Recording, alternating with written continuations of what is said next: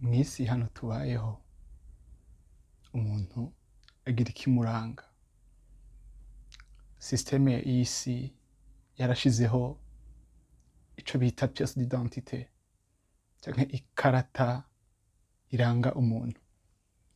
Iyo pièce d'identité canke ikaranga muntu ibiriko imyidondoro y'umuntu, ku buryo uyitoye uhita umenya umuntu wariwe, ahava, abavyeyi biwe ndetse n'ishusho yiwe.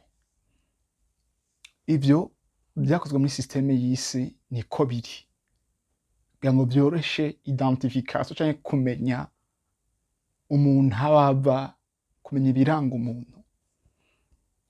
Niko biri no ku bantu bizeye Kristo.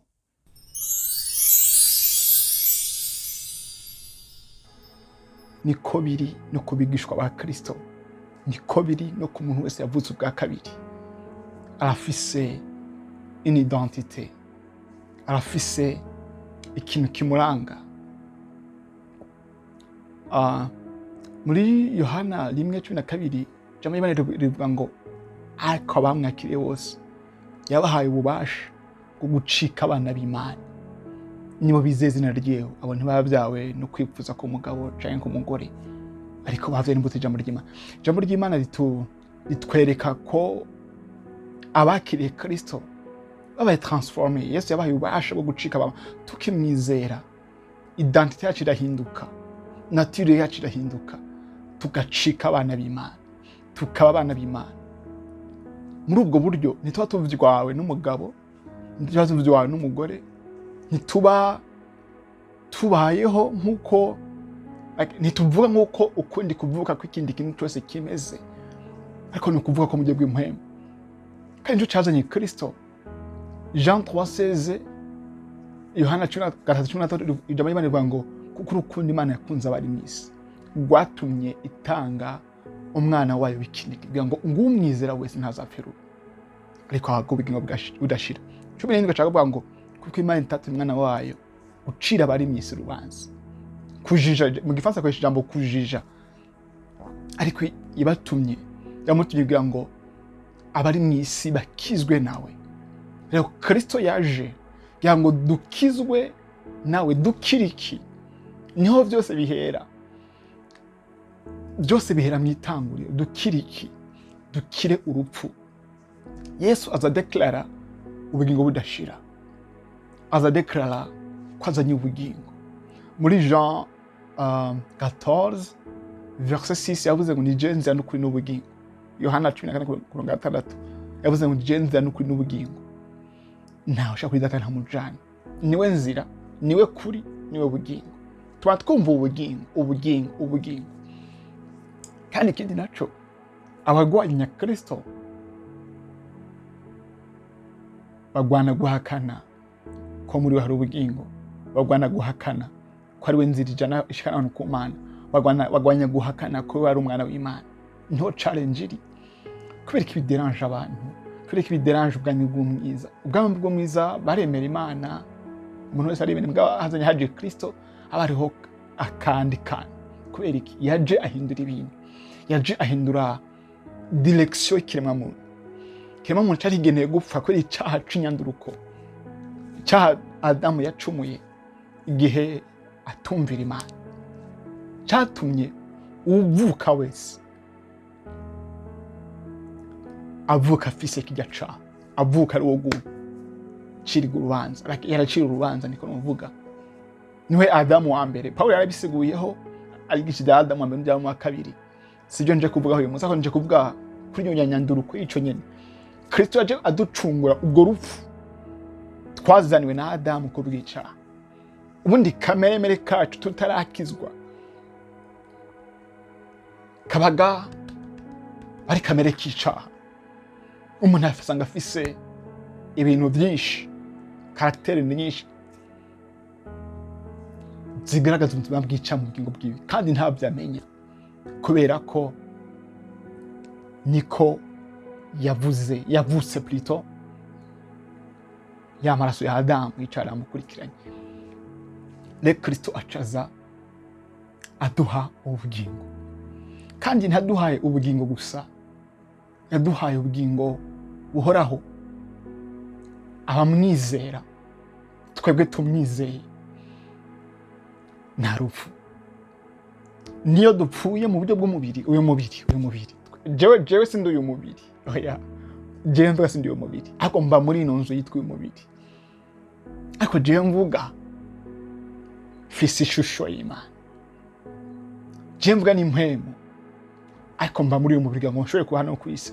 Kw'isi ikintu cyose cyexista citiza umubiri, ni mpemu mbi ntushobora kuyibona gutya bibonesha amaso, yitiza umubiri, ikambara umubiri, igakoresha umubiri nk'uko Imana ikoresha umubiri.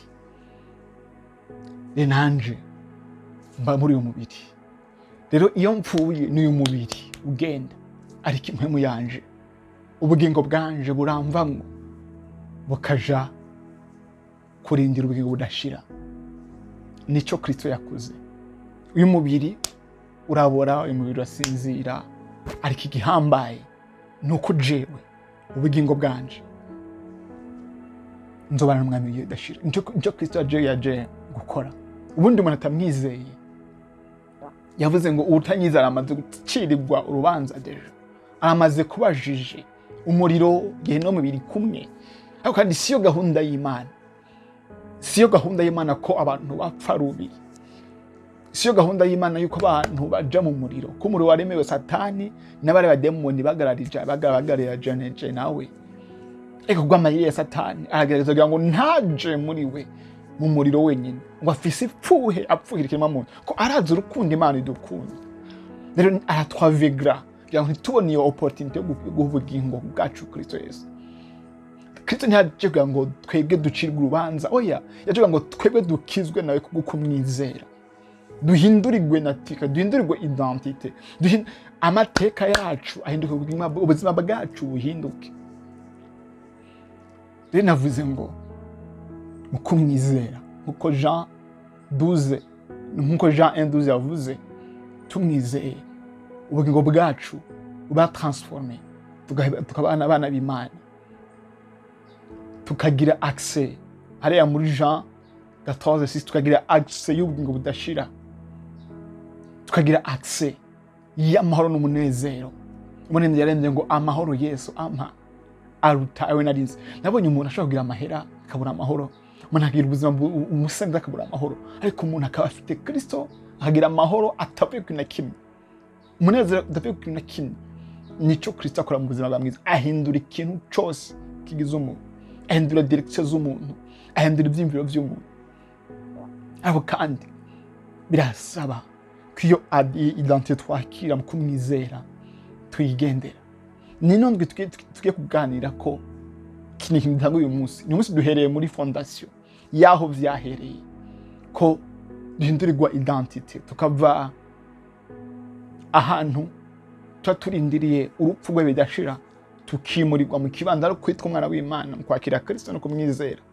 Turindiriye ubugingo budashira, dukijijwe urupfu rwe bidashira, dukijijwe umuriro, dukijijwe gehinomu, tukaronka ubugingo buzanana n'ibintu n'inyungu nyinshi, haba muri iyi si tubayemo canke ubuzima bwe bidashira. Hari abantu bavuga ngo umuntu abayeho agapfa biheze. No, ntiyabiheze. Iyi Mana ivuga ibi niyo Mana yaturemye, yaremye umuntu. Satani agerageza kumera nk'ucanganya abantu, kugira ngo abantu kumva bagifise ubwenge, noya ntibibaho, iyi si bakagira ibintu by'amaso phenomene bazana, bakagira ibintu bazana. Oya mon frère, ma sœur, ntiwiremye, ntitwiremye. Imana niyo yaturemye. Muri itanguriro rimwe 2:7 urabona Imana igira inyerenyo, ivuga ngo reka tureme umuntu ase natwe n'ishusho yacu. Imana yavuze ngo turemye umuntu, yashizeho urupfu. Niyo yavuze ngo utizera umwana wanje azoba mu rupfu rwe bidashira, azoterwa mu muriro. Hamwe Satani inkozi yako sizo gahunda yanje jewe Imana. Gahunda yanje jewe Imana uko abantu bakira bakizera umwana wanje kugira ngo aronke ubugingo mu kwakira Kristo. Identite yacu irahinduka, nature yacu irahinduka. Mwene data wamwakiriye, gumana nature, gumana identite. Mu minsi tukwiye gukurikira tuzoganira byinshi ku nyungu zo kugumana identite, cyo kuzogenda muri identite no kuruhomba umuntu agira ategere muri identite. Wana utaramwakira ni opportunity nziza, ntibigoye, si ibintu bisize ubwenge, no kwakira ukaturisha ko Kristo ari umwana w'Imana, ukizesha umutima wawe, muri uwo mwanya akaba transition, ugahindurirwa destination, ukitwa umwana w'Imana, ukaba umwana w'Imana. Yesu Kristo abahezagire, Yesu Kristo abagire neza. Data ndasengeye umuntu wese yumvise iri jambo, ndasenze ngo mpemu yaravomerera iri jambo mu muntu wese aryumvise, mu izina rya Kristo. Isi jambo rihindure kwiyumvira kumwe, ijambo rihindure ukubona ibintu kumwe, iri jambo rikora igikorwa gihambaye mu buzima bw'umuntu wese aryumvise. Ni mu izina rya Yesu Kristo nsenzemo, amen.